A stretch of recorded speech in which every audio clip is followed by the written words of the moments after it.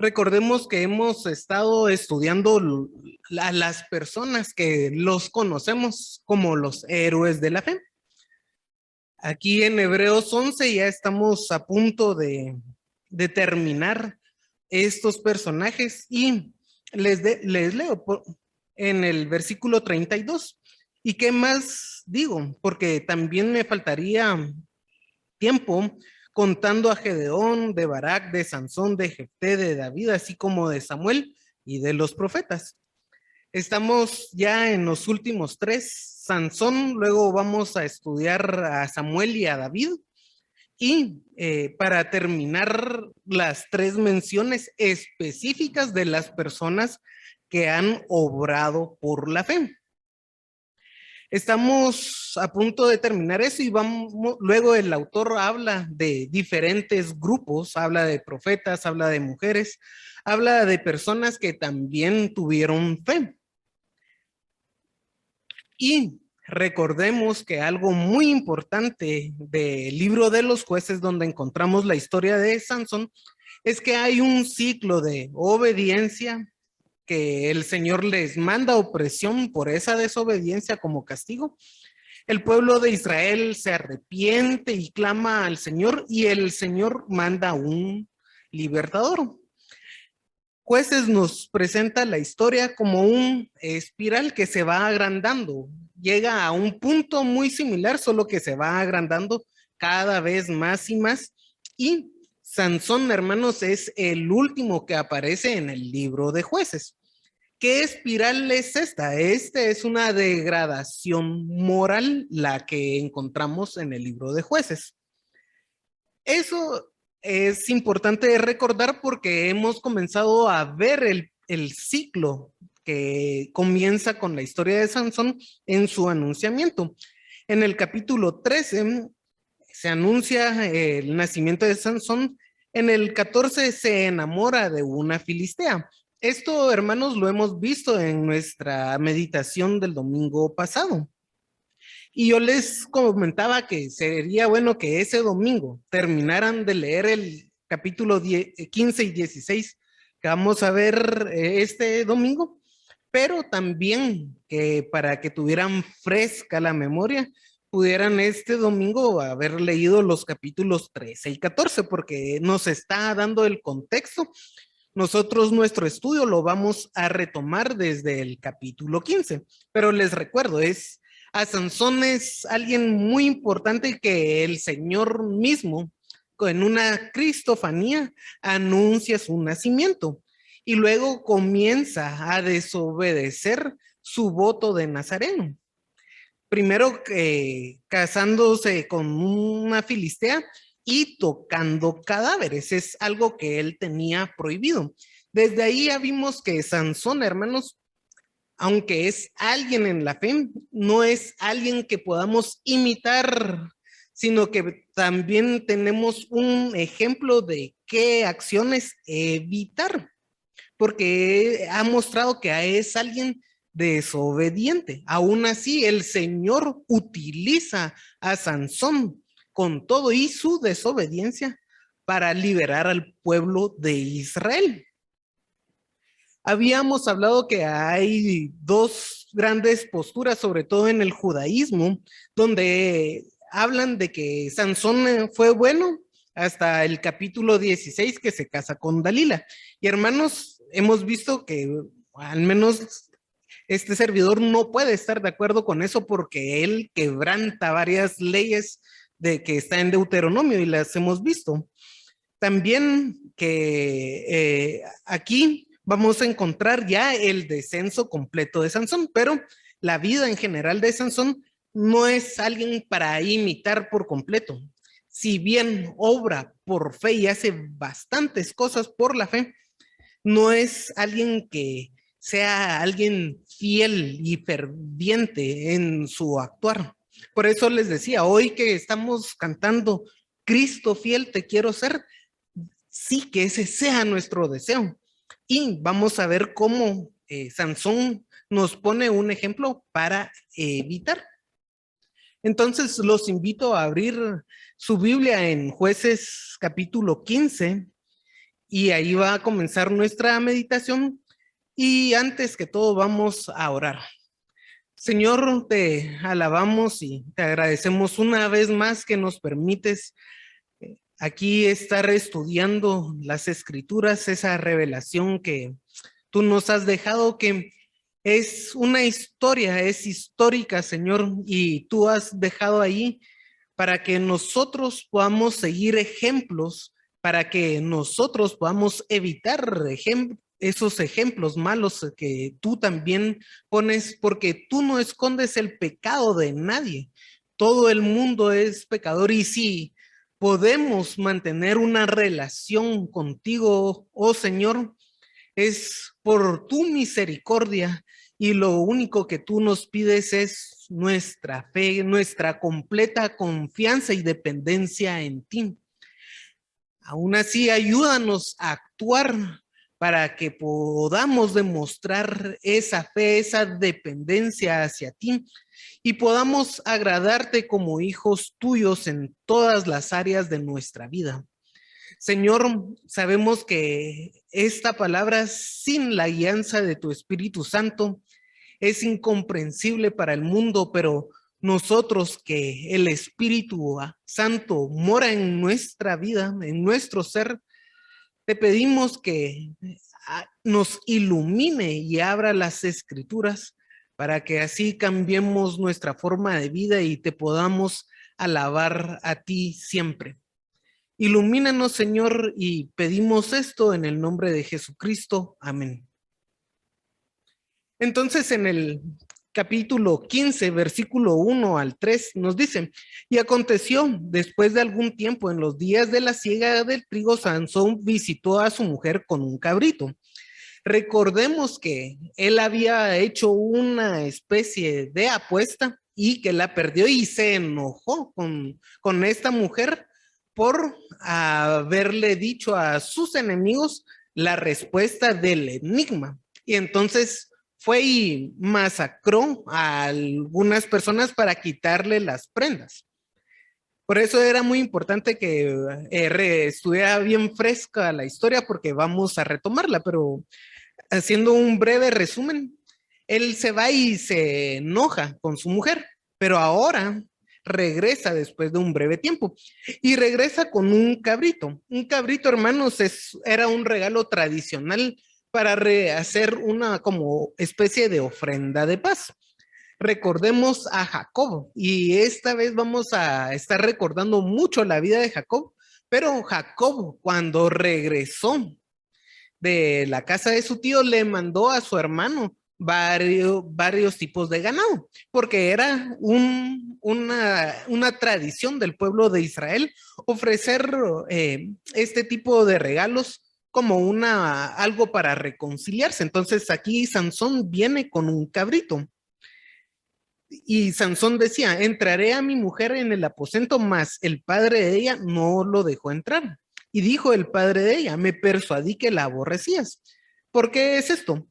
Por su actitud tan iracunda que él parecía que ya no la quería, parecía que la odiaba y se tardó tanto en regresar que el padre pensó que ya no iba a hacerse el matrimonio. Parecía que era más que la odiaba, que se quisiera casar con ella. Por eso se la dio a su compañero. Entonces el padre le ofrece a la hermana menor y le dice, no es más hermosa que ella, tómala pues en su lugar. Entonces Sansón le dice, sin culpa seré esta vez respecto a los filisteos si mal les hiciera. ¿Qué está diciendo Sansón aquí? Él se está excusando y diciendo que va a hacer justicia por sus propias manos. Pero él no tiene la culpa, solo se va a poner a cuentas parejas con los filisteos en este pasaje. Y básicamente está anunciando que él se va a poner a cuentas, que él se va a vengar de esta ofensa de no haberle dado a su hija. Porque en el versículo 4 dice, fue Sansón y cazó 300 horas y tomó teas y juntó cola con cola y puso entre la tea, entre cada dos colas y después encendiendo las teas soltó las zorras en los sembrados de los filisteos y quemó mieses amontonadas en el pie, viñas y olivares.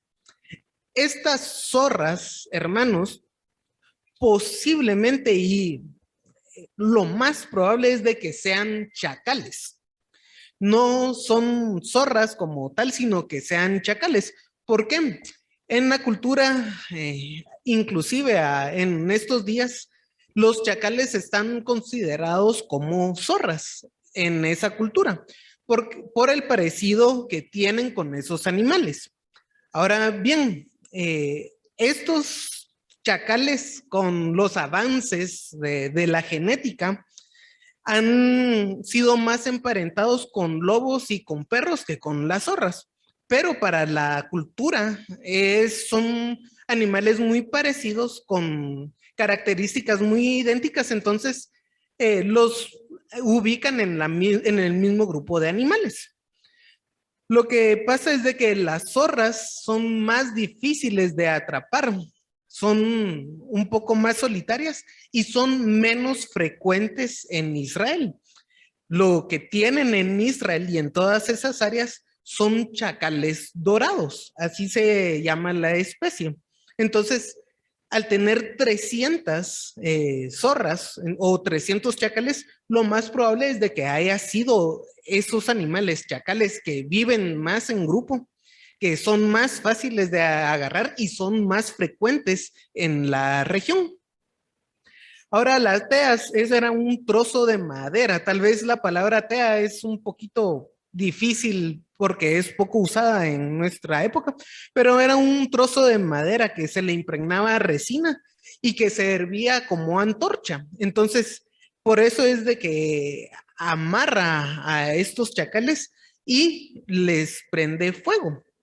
Con eso quema a la mies que está amontonada, es decir, la que ya habían agarrado y la que no habían agarrado todavía.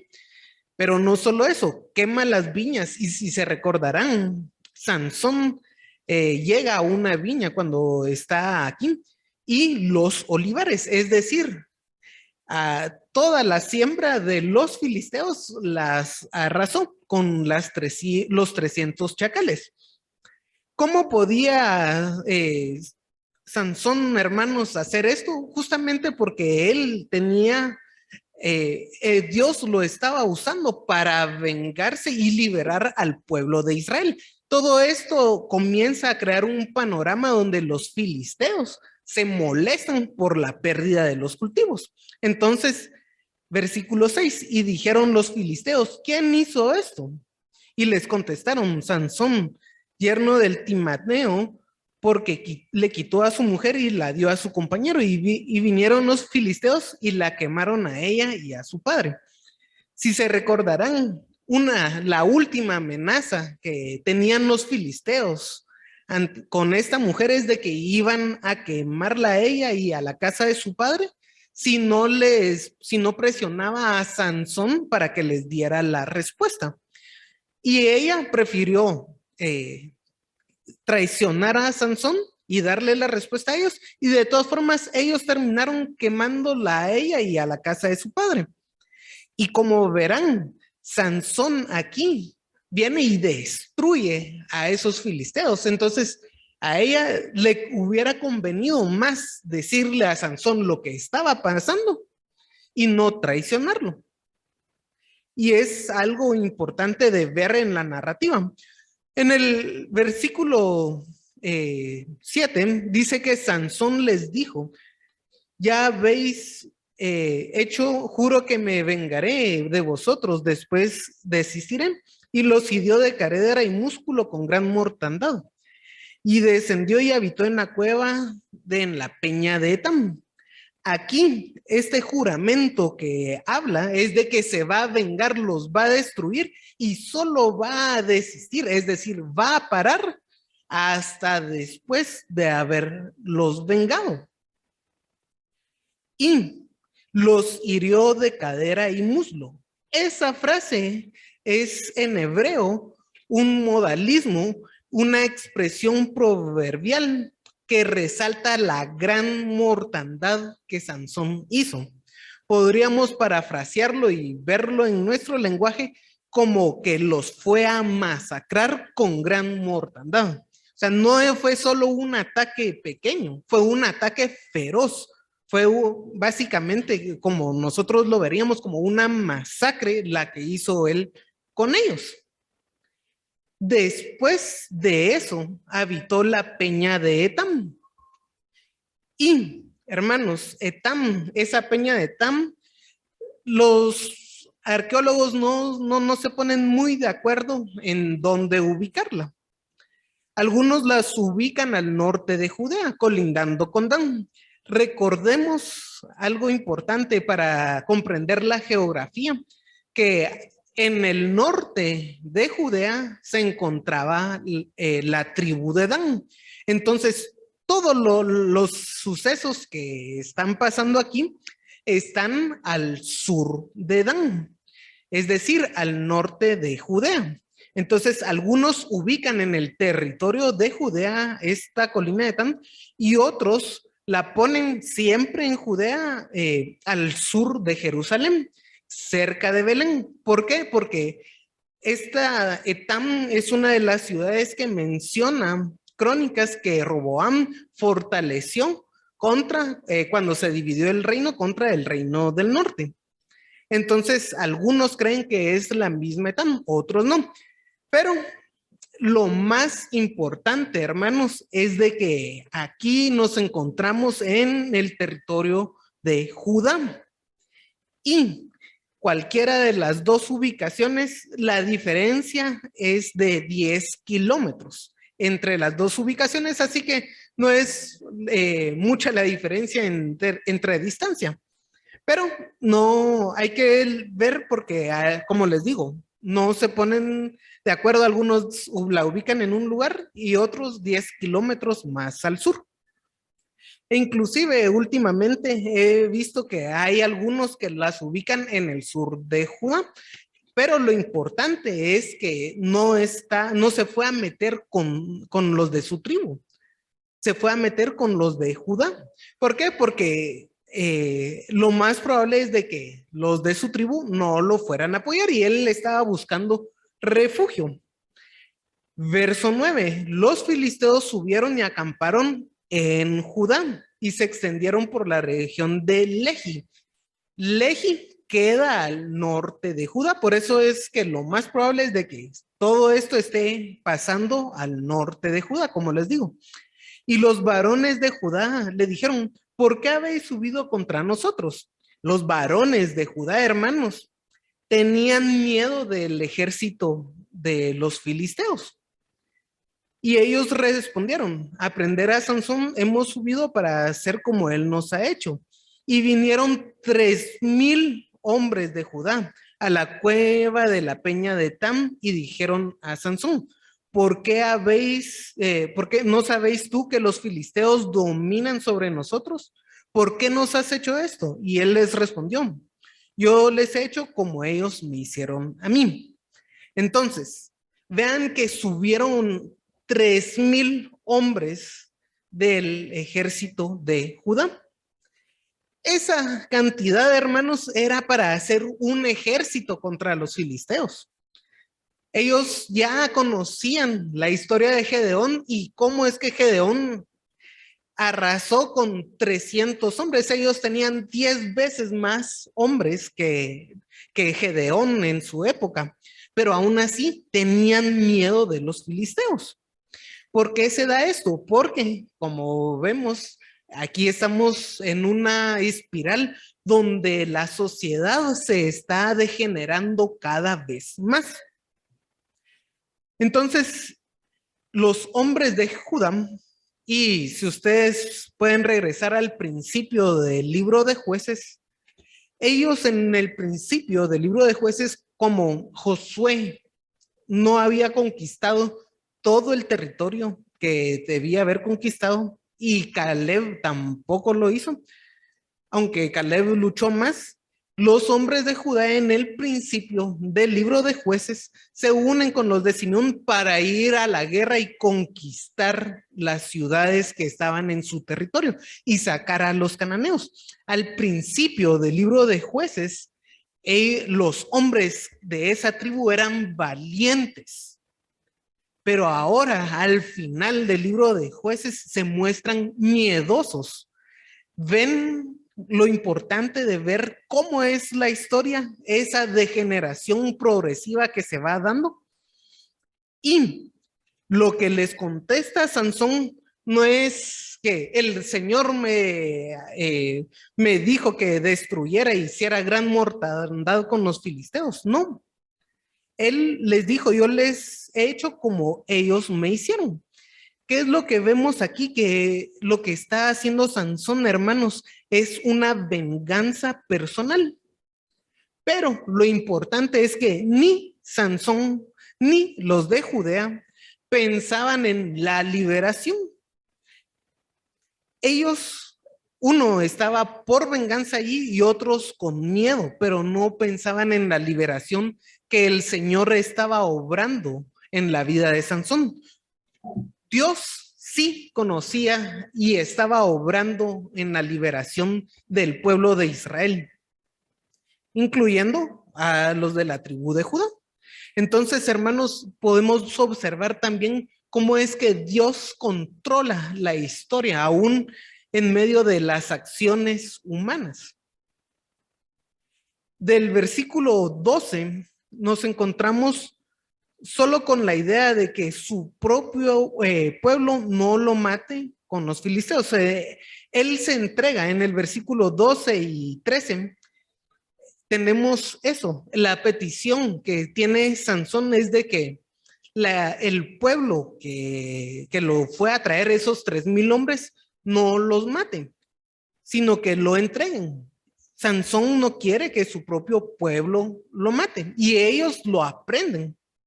Entonces, en el verso 14 nos dicen, y así que vino hasta Lehi, los filisteos salieron gritando a su encuentro. Vean, los filisteos al tener a Sansón capturado, salen eufóricos pensando en la victoria que ya tenían. Sansón era una de las personas más buscadas y más deseadas por los filisteos por el daño que él había hecho. Entonces, ellos salen eufóricos pensando que ya habían ganado y que el único que les hacía, que les debilitaba en su poder, había sido ya apresado. Pero el espíritu de Jehová vino sobre él y las cuerdas que estaban en sus brazos se volvieron como lino quemado con fuego y la atadura se cayeron de sus manos. Y hallando una quijada de asno fresco aún, extendió la mano y la tomó y mató con ella a 1,000 hombres. Entonces, veamos uno que el Espíritu Santo, que es el Espíritu de Jehová, vino sobre él otra vez y le da fuerza. Es algo importante, aun que cuando pasó eso, hallando una quijada fresca de asno aún. Una quijada fresca de un asno es más dura que una quijada fresca seca. Pero hermanos, el problema con la quijada, que era de un asno llena de dientes, es de que si está estando fresca o seca, de cualquier forma él no podía tocar cadáveres, no podía tocar cosas de muerto. Entonces, una quijada fresca de un asno es algo impuro. Es algo que Sansón no tenía que haber estado tocando. Pero aún así, hermanos, el Espíritu Santo lo usó y extendió su mano y la tomó. Mató con ella a 1,000 hombres. Aún con los medios que no eran los mejores, Dios los usa para la liberación.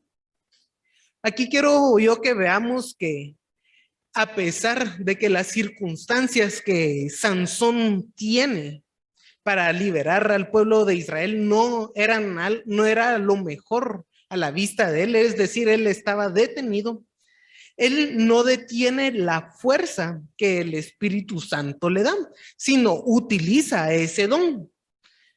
Y hemos visto que él ve a un león y en vez de salir corriendo, él va y destaza al león. Cada vez que viene el Espíritu Santo y le da fuerza, él la detiene.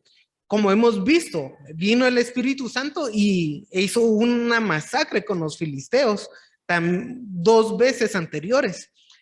Pero es algo importante y es algo de subrayar y algo que nos puede servir de ejemplo, Sansón. Él no detiene el don que el Espíritu Santo le está dando. Para la iglesia, hermanos, tenemos en Romanos 12, 6 y 8 que hay dones como el servicio, la enseñanza, la exhortación, presidir, compartir y misericordia, que es un don del Espíritu. En Corintios 12 podemos ver sabiduría, conocimiento y fe, que son dones que el Señor da y son dones vigentes. Y que el Espíritu Santo da según su voluntad. Pero, ¿acaso la iglesia está usando esos dones? Usted, hermano, usted puede saber qué don tiene y poderlo usar. Y yo, cuando veo a Sansón que no se refrena, hermanos, hay que imitar esa cualidad. Si usted tiene un don, no se quede sentado en una silla aquí o en su casa, sino que utilice ese don para la edificación de la iglesia, para el fortalecimiento de la iglesia y del cuerpo de Cristo. No desperdicie ese don que el Espíritu da. Y, hermanos, a todos nos ha dado el Espíritu Santo dones y debemos utilizarlo. Como les digo, podemos servir, que es algo importante, servir, la enseñanza, exhortar, que es animar a las personas, presidir, compartir con alguien o tener muestras de misericordia. Y hermanos, también aquí el hecho de que el don de Sansón es una fuerza física y valentía, también podemos observar algo del cese de algunos dones, como lo son las sanidades, los milagros, la profecía, el discernimiento de espíritus y las lenguas que encontramos en 1 Corintios 12. Esos dones, a la postura de la iglesia que es cesacionista, ¿qué significa eso? Que esos dones han parado. Las sanidades, los milagros y la profecía, el discernimiento de espíritus, esos dones ya no son vigentes para nuestra época, eran vigentes para la época en que Pablo escribió la carta a los Corintios, en el primer siglo. ¿Y por qué veo yo esta cesación de esos dones? Con el ejemplo de Sansón, que el Señor le da fuerza, hermanos. ¿Cuándo podemos, si todos los dones siguen vigentes? ¿Quién tiene ese don de fuerza? ¿Y quién dice que la iglesia tenga ese don de fuerza extraordinaria? Les voy a compartir el récord olímpico de levantamiento de pesas, está alrededor de 473 kilogramos. Sí, la iglesia, alguien, un cristiano tuviera ese don de fuerza, ese récord no sería tan bajo. Y vamos a ver que la fuerza de Sansón, que es extraordinaria porque es un don que el Señor les da, es mucho más grande que esto. Entonces, ¿quién está diciendo que ese don de fuerza está vigente aún? Y así como no está vigente ese don de fuerza, también no está vigente el don de milagros. Eso lo podemos observar en nuestra realidad. Si los milagros que muchos presentan como verdad fueran ciertos, ya hubieran estudios estadísticos para ver en cuál es la proporción y qué eficiencia tienen estos sanadores, estas personas que supuestamente hacen milagros, pero no hay nada. Si son tan visibles, ¿Por qué acaso no hay ningún científico que vaya y contabilice, que lleve registro estadístico de eso? No. Por eso es de que esos dones no son vigentes, como la fuerza de Sansón. Pero también el Espíritu Santo, hermanos, hace ciertos procesos en la vida de un creyente que sí están vigentes y que si nosotros refrenamos esa obra, ese proceso que el Espíritu Santo hace en nosotros, estamos haciendo mal. Dos grandes procesos. Uno es de que nos abre el entendimiento de las escrituras y nos hace semejantes a Cristo. Eso lo encontramos en 2 Corintios 3:18. Eso que Él nos abre el entendimiento y nos hace semejantes a Cristo. Hermanos, esa es una de nuestras metas como cristianos, ser semejantes a Cristo. Y es un proceso que el Espíritu Santo hace. También Él hace que nosotros reconozcamos a Jesucristo como Señor y le glorifiquemos con nuestras obras. Eso lo encontramos en 1 Corintios 12:3. Les digo estos dos procesos y vean que son a personas creyentes, ya a quienes ha hecho reconocido a Jesús como su Salvador, que el Espíritu Santo hace un proceso para que le reconozcamos como Señor y le glorifiquemos.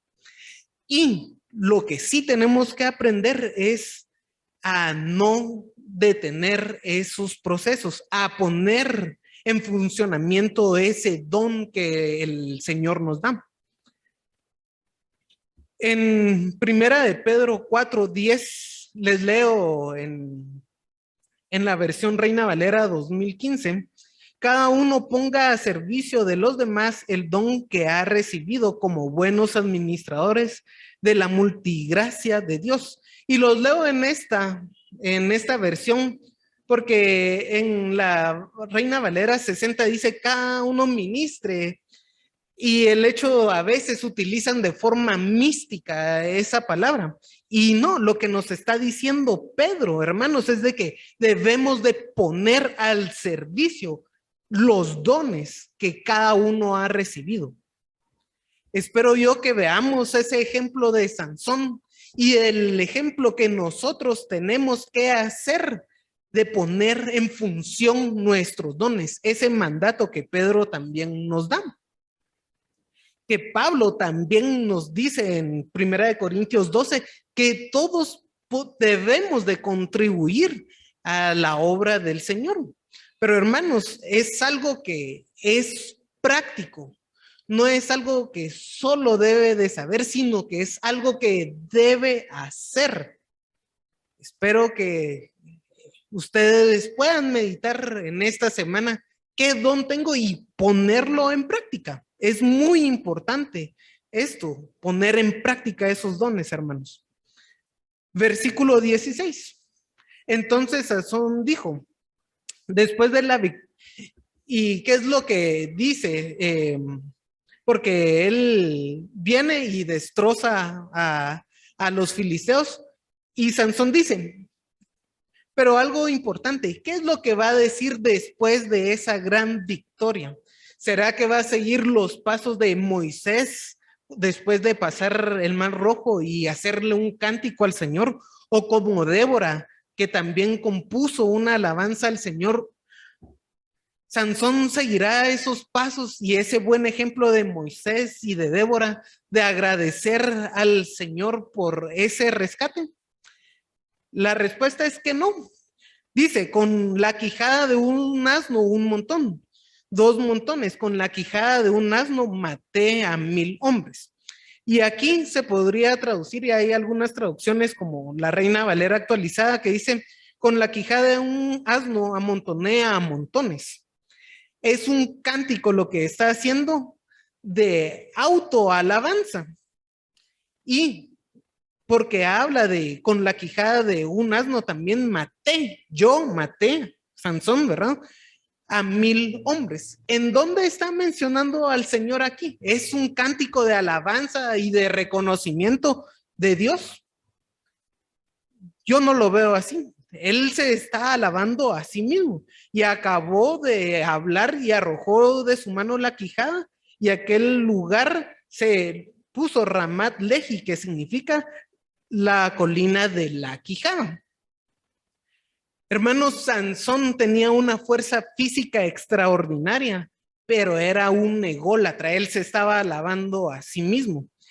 Y vemos, por ejemplo, en Jacob, que también no es alguien tan bueno como hemos visto, que por lo menos Jacob sí, cuando veía a Dios, cambiaba el nombre de ese lugar a uno que adorara a Dios. Por ejemplo, vemos a Betel cuando se le aparece la escalera en Génesis 28. Esos cambios de nombre eran para alabar al Señor, pero Sansón no. Aquí la colina de la Quijada está hablando de lo que él hizo. Y hermanos, hay algo que aprender aquí de Sansón para evitar lo que él está haciendo. Usted cuando tiene una victoria, un reconocimiento, quizá algo que le va bien en su trabajo, ¿le da gracias a Dios? ¿O dice, sí, a mí me va bien en mi trabajo porque yo soy buen trabajador, yo tengo experiencia, me esforcé tanto para llegar a tener este buen trabajo? ¿Es así su actitud? ¿O le da gloria a Dios de primero y le dice, gracias Señor por este bien que me has dado y que yo sé que tú bendices mi esfuerzo, pero viene de ti? ¿O es como Sansón aquí, que solo está alabando y enalteciéndose él a sí mismo? Hermanos, démosle también gracias a Dios y no solo en las victorias o en las cosas buenas que nos pasan, también en las calamidades, hermanos. Job, vemos a Job, que él, aún en la desdicha que tenía, le da la gloria a Dios. Pero vemos que Dios hace algo aquí y hace que tenga sed Sansón, versículo 18. Y clamó luego a Jehová, pero es únicamente ya cuando tiene necesidad Sansón. Y dijo, tú has dado esta gran salvación por tu mano de tu siervo, moriré yo ahora de sed y caeré en la mano de los incircuncisos. Entonces Dios abrió la cuenca que hay en Lehi y salió de allí agua y bebió y recobró su espíritu y se reanimó. Por eso lo llamó el nombre de aquel lugar en Jarcor. Fuente del que clamó, se llama el lugar, el cual está en Legia hasta hoy. Entonces, aquí vemos que Dios no lo deja morir, pero sí le da una lección de dependencia. Por eso es muy importante que ante todo reconozcamos que nuestros triunfos vienen de Dios. Y el versículo 20, hermanos, tenemos allí, y juzgó a Israel en los días de los filisteos 20 años. Este versículo es importante porque aquí se desprenden tres posibles interpretaciones. Uno, que Sansón haya hecho todo bien hasta aquí, que hemos visto que no es así, pero ahí está esa posición judía que habla de que él fue bueno, que rechazamos. Luego, aquí Sansón juzga y gobierna a Israel 20 años bien, y lo que hace que sea un buen hombre en esos 20 años es la experiencia que tuvo al tener sed y clamar al Señor. Entonces, algunos ven en este pasaje que hay una dependencia que cambia la vida de Sansón. Eso es bastante posible. Otras personas ven aquí la palabra juzgar no como un juez, como lo era Débora debajo de la palmera que impartía juicio, sino que parte de juzgar aquí, esta palabra implicaría que él iba a seguir peleando por Israel. Porque la palabra juez y sobre todo en los jueces implicaban algo militar. Entonces, algunos ven que la palabra juzgar aquí es de que él iba a seguir peleando por Israel como lo venía haciendo. Juzgó a Israel implicaría seguir peleando de la forma egoísta en que lo venía haciendo, pero otros dicen que el hecho de tener sed y clamar a Jehová, eso hace que la vida de Sansón cambie. Lo que vemos es que en el capítulo 16 no hay mucho cambio en la vida de Sansón. Es posible que no haya cambiado, que haya tenido una recaída. Es algo que el texto no se limita a dar detalles cómo fueron esos 20 años. Entonces, nosotros podemos suponer estas dos versiones bisagras que tenemos aquí de cómo fueron esos 20 años, hermanos. Yo creo que si el texto no le da la importancia de esos 20 años de la vida de Sansón, pues hay cosas que el Señor se guarda para sí mismo y podríamos suponer cosas, pero no es algo completamente verídico lo que vamos a hacer. Hay que saber que sí es una suposición de cómo fueron esos 20 años. Como les digo, está la suposición de que Sansón cambió para bien o que siguió siendo igual de egoísta. Lo que sí conocemos y que debemos de estudiar es lo que las escrituras nos revelan. ¿Qué es lo que nos revelan? Que después de esos 20 años, en el capítulo 16, Sansón fue a Gaza, versículo 1. Y Gaza, hermanos, era la ciudad más sureña de los filisteos, ubicada cerca del mar. Yo quiero que siempre traten de ubicar geográficamente los lugares. ¿Qué es lo que nos dice ahí? Que Sansón duerme con una ramera y lo intentan atrapar en esa ciudad. Pero no lo logran hacer. ¿Por qué? En el verso 3 dice, y tomando las puertas de la ciudad con sus dos pilares y su cerrojo, se las echó al hombro y se fue y las subió a la cumbre del monte que está delante de Hebrón. Hermanos, por eso les decía yo, el don de la fuerza que Sansón tenía no es comparable a las pesas que levantan ahora, que supuestamente son los hombres más fuertes que participan en los Juegos Olímpicos. Estas puertas, hermanos, hechas de madera, reforzadas con hierro, con bronce, para que no las quemaran, estaban diseñadas para detener una invasión. Estas puertas con sus dos pilares y su cerrojo no eran tan poco pesadas como una pesa de 500 kilogramos, eran sumamente pesadas. Y ahí hay que ver que las arrancó, estaban cimentadas justamente para detener las invasiones.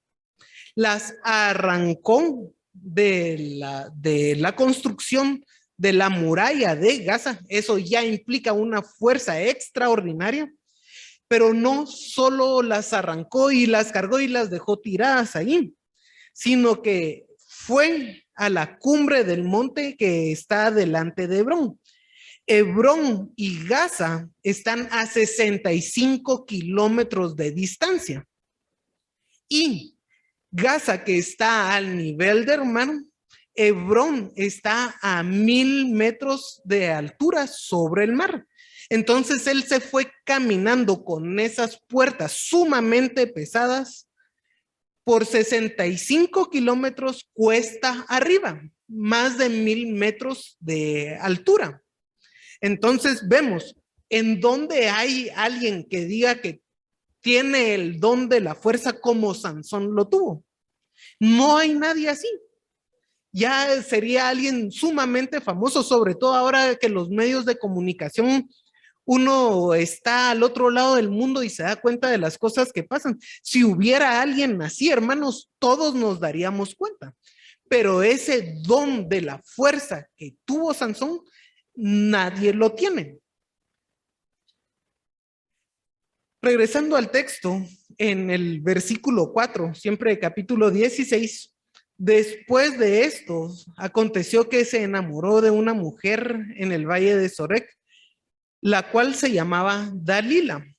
Y vinieron a ella los príncipes de los filisteos y le dijeron, engaña e infórmate en qué consiste su gran fuerza y cómo podríamos vencer para que lo atemos y lo dominemos, y cada uno de nosotros te dará 100,000 ciclos de plata.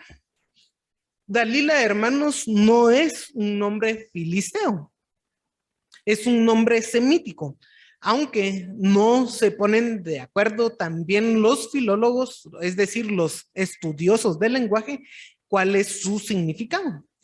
Lo importante es de que Dalila, aunque no era filistea, se comporta como una filistea y probablemente sea una mezcla, es decir, una hija de algún israelita con algún filisteo, que justamente lleva a la destrucción de Sansón. Ella dice que les van a dar 100,000 ciclos de plata.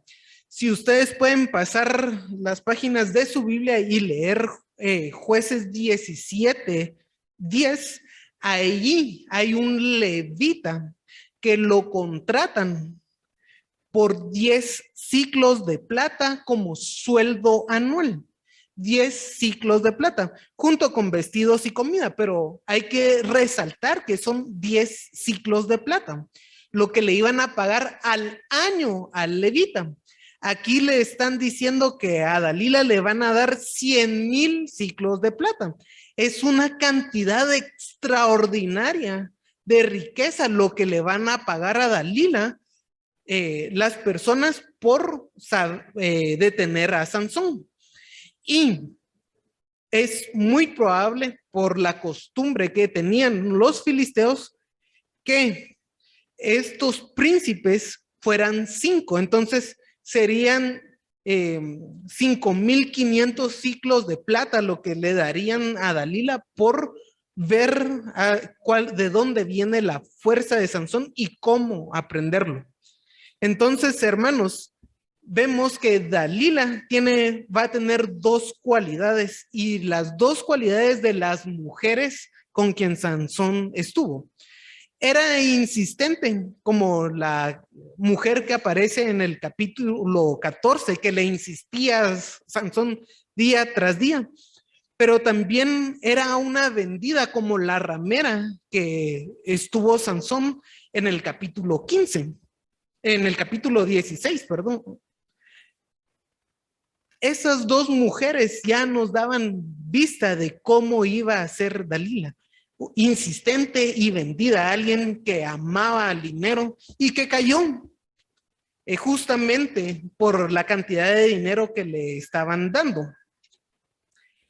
Para hacer un resumen de las cosas que Dalila hace, Dalila interroga a Sansón insistentemente y vemos que Sansón la engaña diciéndole diferentes cosas que podrían detenerlo.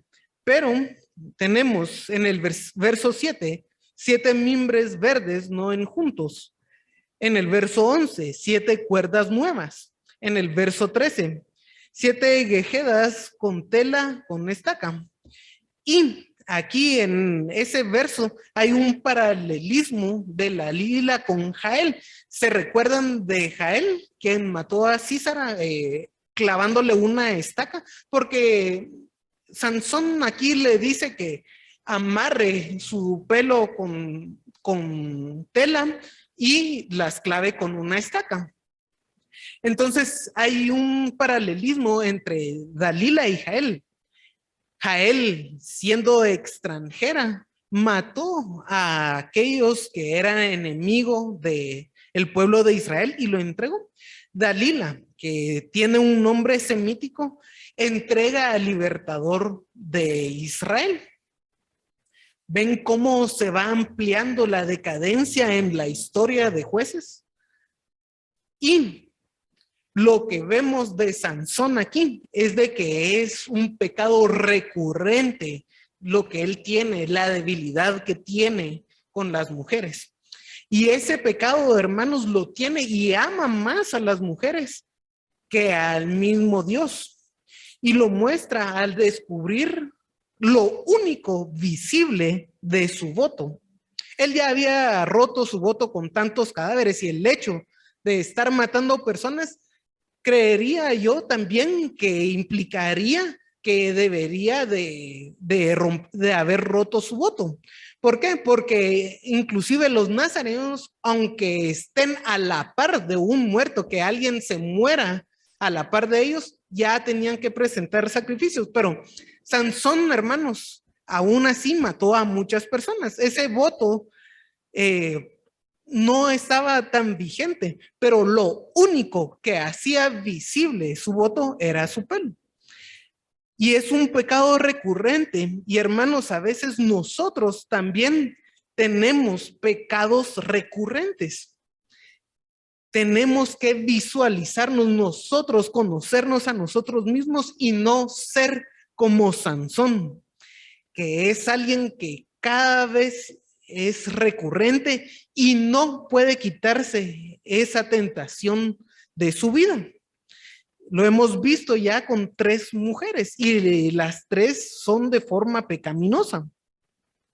Entonces, en el verso 20, para ir terminando porque el tiempo avanza, pero él no sabía que Jehová se había apartado de él.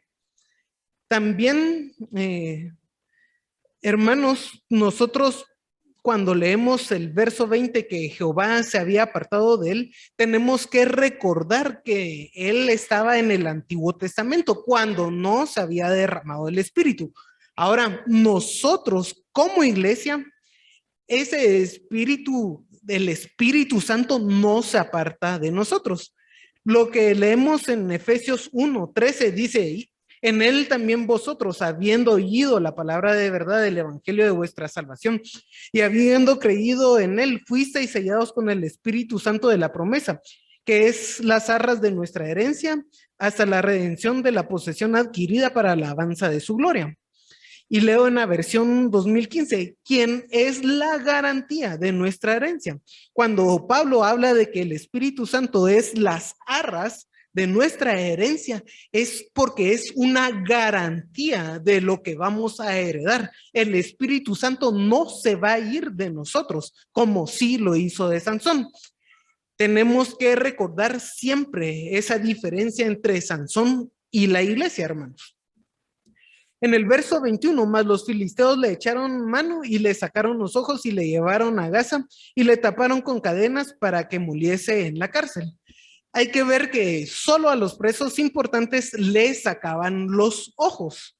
Entonces Sansón era un preso muy importante y lo pusieron a moler en la cárcel. Vemos en el 23 al 27 que ellos van al templo de Dagón y ofrecen una ofrenda. Dagón, que es un dios de tipo pez, hacen una especie de culto y Sansón, quien era fuerte y tenía ese don de fuerza, llega a ser una especie de bufón para entretener a la audiencia. Y hermanos, ¿hasta dónde nos hace descender el pecado? Sansón, que era alguien fuerte, ahora se convierte en una especie de bufón para entretener a la audiencia de un Dios pecaminoso, de un ídolo. Qué gran lección la que tenemos. Debemos de refrenar nuestro pecado y evitarlo, hermanos. Vean el trágico descenso que tiene Sansón. Pero Sansón también, estando ya en ese punto tan bajo, clama a Jehová y le dice, Jehová, acuérdate de mí, fortaléceme, te ruego solamente esta vez para que tome venganza de los filisteos por mis ojos. Y hermanos, Sansón ve y pone sus manos en una columna en medio de dos columnas con ayuda y destruye el lugar donde estaban reunidos, ese templo de Dagón, con la casa de los principales y todo el pueblo que estaba en ella. Y lo que nos dice el verso 30, los que mató al morir fueron muchos más de los que había matado durante su vida. ¿Hasta dónde ha llegado Sansón con su pecado y qué final tuvo? ¿Es alguien digno de imitar completamente? Recordemos a otro personaje que hemos estudiado que su vida, el eje de su vida era el engaño. Y es Jacob. Si se recordarán, a Jacob todas las cosas que parecían era el eje de su vida, era un engaño. Jacob, que es alguien que tampoco debemos de imitar por completo, podemos comparar los dos finales de Jacob con Sansón, porque son finales trágicos. ¿Qué es lo que le dice Jacob al faraón cuando le pregunta sobre su edad? Le dice, los años de mi peregrinación son 130, Génesis 47:9. Y dice, pocos y malos han sido los años de mi vida. Pocos y malos. ¿Por qué? Por no estar en comunión con el Señor. Él ha hecho y deshecho a su gusto y han sido pocos y malos los años de su vida. Sansón también termina en una tragedia la vida de él. Y hermanos, no es que nosotros digamos, a estos dos personajes son dignos de imitar y qué buenos. Son pocos y malos, sobre todo malos porque no tuvieron comunión con el Señor y es algo que nosotros debemos de estar buscando constantemente. Si nuestra vida es buena es porque tenemos comunión con el Señor, no por las riquezas materiales ni las posesiones que podamos llegar a tener, sino por la comunión que debemos tener con el Señor. Eso hace de los días buenos. Pero aún así, ¿Sansón fue salvo o no fue salvo? Porque hay algunos que hablan de que la salvación coopera las obras para salvarse. Y entonces vemos en el fin, ya muerto Sansón, que descendieron sus hermanos y toda la casa de su padre y le tomaron y le llevaron y le sepultaron en Sora y Estaol, en el sepulcro de su padre Manoah, y juzgó a Israel 20 años. Esta parte del sepulcro de su padre es importante y como les dije en ocasiones anteriores, todas las personas que tienen el honor de ser sepultados en el sepulcro de su padre, es un honor que les dan a las personas buenas, a las personas que agradaron a Dios. Eso es muy evidente en el libro de Reyes. Los reyes buenos, los que fueron agradables al Señor, fueron sepultados en el sepulcro de su padre. Entonces, Sansón, hermanos, sí fue salvo. Las obras que hizo, pese a que la mayoría son malas, no hizo que perdiera la salvación. Eso es muy importante. Ahora, nosotros no debemos de imitar y seguir en el pecado como Sansón lo hizo, sino hagamos de nuestros días buenos y gratos al Señor.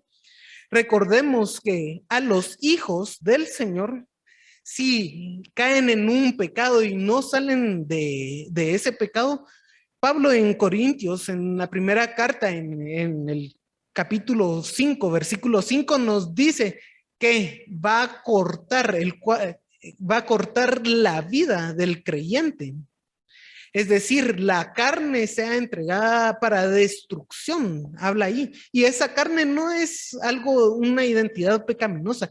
Esa carne es nuestra vida temporal aquí. Entonces, el mismo Señor pone un límite a nuestra vida, hermanos, pero no vamos a perder la salvación. Eso es muy importante para los hijos del Señor. Ahora, los impíos, el Señor no les va a poner mayor límite así de cortar la vida como si lo hace con sus hijos. Nosotros debemos de procurar siempre estar en buena comunión con el Señor. Y de Sansón podemos evitar esa parte y debemos imitar a otras personas. Que al final de nuestros días podamos decir que nuestros días fueron buenos, no como los de Sansón o como los de Jacob, que fueron pocos y malos. También, hermanos, Sansón, algo que sí tuvo bueno es de que no refrenó ese don que el Señor le dio. Utilizó la fuerza para liberar al pueblo de Israel porque era el propósito del Señor. ¿Qué don le da a usted? Y esos procesos que el Espíritu Santo hace también en la vida de cada uno, ¿le pone freno usted a esos dones o lo ejerce? Espero que usted esté ejerciendo su don aquí en la iglesia y fuera de ellos. También, hermanos, lo último que podemos observar de la vida de Sansón es de que aún en nuestros pecados, el Señor utiliza todo según su propósito y es algo de reconocer del Señor. Así que, hermanos, cuando estudiamos la vida de estas personas, no es para excusarnos de nuestros propios pecados, no es para decir, como Sansón fue un pecado recurrente lo que tuvo con las mujeres, nosotros también podemos seguir pecando. No es así.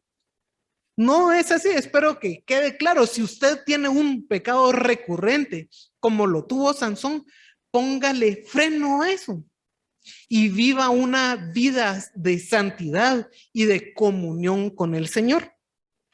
Es muy importante ver esas lecciones que tenemos en la vida de Sansón y aún cuando nuestra salvación es segura en Cristo Jesús, nosotros hacemos nuestras obras por amor a Él, para agradarle a Él, no para nuestra salvación, debe ser por amor. Él ya hizo la obra expiatoria, hermanos, pero nosotros reaccionamos haciendo y demostrando esa fe que tenemos en Él con nuestras obras y las hacemos por amor al Señor. Así que, hermanos, los invito a orar. Señor, te damos gracias por este momento que tuvimos de estudiar la vida de Sansón y reconocemos tu misericordia y la salvación perfecta que tú nos has dado. Reconocemos que la salvación viene de ti y que nosotros no podemos obrar para recibirla, pero nosotros debemos de reaccionar demostrando esa fe, esa completa dependencia que te tenemos a ti, tratando de agradarte, viviendo en santidad. Y te pedimos, Señor, que tú pongas el deseo en hacer las cosas que son de tu voluntad. Que cada uno de nuestros días, los días que tú nos has dado, sean de comunión contigo, para que sean buenos, Señor, ante tus ojos y podamos también dar un buen testimonio para todas aquellas personas que no te conocen, que a través de nuestro testimonio puedan llegar a tus pies. Señor, nosotros queremos ser siervos tuyos, esclavos tuyos de tu voluntad y hacer todo lo que a ti te agrada. Ayúdanos en nuestra labor, Señor, y que podamos reconocer el señorío de Jesucristo y glorificarlo a Él en cada uno de nuestros días. Esto te lo pedimos, Señor, en el nombre de Jesús. Amén.